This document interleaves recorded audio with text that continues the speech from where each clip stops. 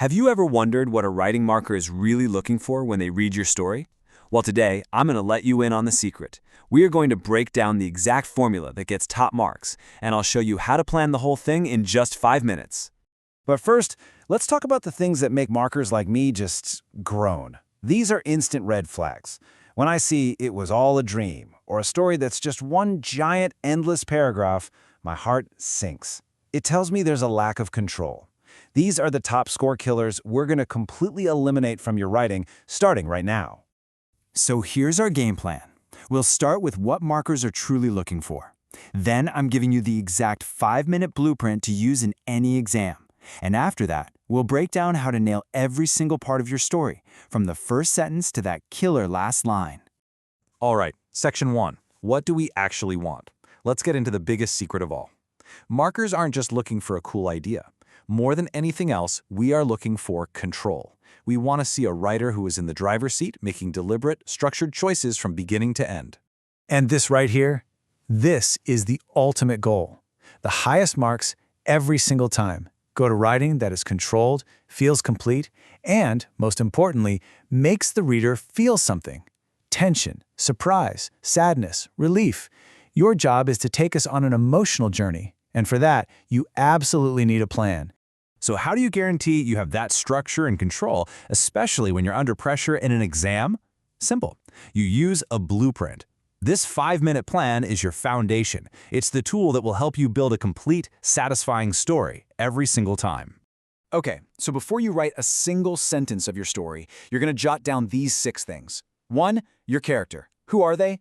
2. The setting. Where are they? 3. The problem. What goes wrong for them? 4. The climax. What is the absolute peak of the action? 5. The ending. How does it all resolve? And number 6, and listen, this one is crucial. What's the core theme or feeling you want the reader to walk away with? Answer these, and you've basically got your entire story mapped out. Okay, let's dive into those first 2 points, character and setting. The key here isn't to write down every little detail you can think of. No. It's about choosing a few specific, mature details that create a really powerful effect. This is the absolute golden rule of writing in action. Show, don't tell. You could write, "Tom was brave." It's weak, it's forgettable. Or, you could show us his hands shaking, but he stepped forward anyway. Now that gives us a powerful, believable picture of what courage actually looks like. And the exact same idea applies to setting. "It was dark and creepy" tells me literally nothing, but describing how the damp air clung to the walls and the smell of mold. Now you're using sensory details to build a real atmosphere. You're not just telling me it's creepy, you're making me feel it in my bones. And oh man, this is a huge one. Your word choice is an immediate signal of your maturity as a writer. Instead of a basic word like "went," did your character creep or stumble? Instead of just scary, was the feeling more eerie or unsettling? Using precise, powerful language like this is what separates good writing from great writing. Okay, so we've built our world. Now we need to start the engine. A story isn't just a description of a place. It's about what happens, the problem, the climax, and the pacing. These are the things that create that forward momentum, that narrative drive that keeps us turning the page. And here's maybe the most critical distinction of all. A list of events is not a story. That's just a sequence of stuff that happened. A real story is about change.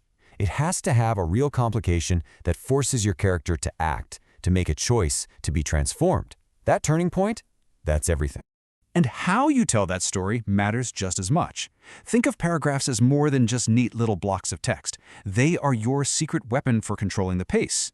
A short, punchy paragraph can create instant drama. A longer, more descriptive one can slow things down. It's like being a film director, deciding when to cut to a new shot. It's an incredibly powerful tool.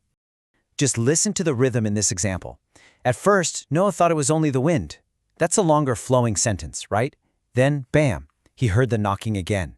Shorter, slower this time, much closer. You see that? The sentences get choppier, more fragmented. That variation in sentence length is a classic trick to build tension, and it makes the writing feel so much more dynamic. Now for the final, and I mean critical, piece of the puzzle, the ending. You can do everything else right, but a weak ending can unravel all of your hard work in a single sentence. The last impression you leave with a marker is absolutely everything. So please, I'm begging you, avoid these at all costs. The "it was all a dream" ending is the #1 sign of an unplanned story. It basically tells the marker you ran out of ideas. It cheats the reader, and it just erases all the stakes you worked so hard to build. Instead, a top-tier ending feels earned. It has to connect back to the problem you set up in the beginning. It should show us how the character has changed, or maybe just leave us with one final powerful image to think about long after we're done reading. That's what creates a real sense of closure. So, why does this 5-minute blueprint work so consistently? Well, it all comes down to one key concept, a word that markers are trained to look for above all else: cohesion. Cohesion is basically the glue that holds your entire story together. It's the quality that makes the narrative flow logically, making every single part feel connected and necessary. A cohesive story feels intentional and perfectly stitched together, not random and chaotic. And our plan is designed to guarantee this. By forcing you to pick one character and one core problem, it stops you from wandering off on weird tangents. It also gives you a clear path from A to B, which helps you maintain a consistent tense, a very common mistake, and creates that smooth, professional flow that markers love to see. Look, at the end of the day, planning isn't about limiting your creativity. It's about channeling it. This blueprint is your framework for success. It is the safest, fastest path to writing a story that feels controlled, mature, and totally complete. So the final question is really for you. Are you going to write a story based on random events and just hope for the best? Or are you going to use a 5-minute blueprint to craft a narrative that's deliberately designed to score top marks? The choice is yours.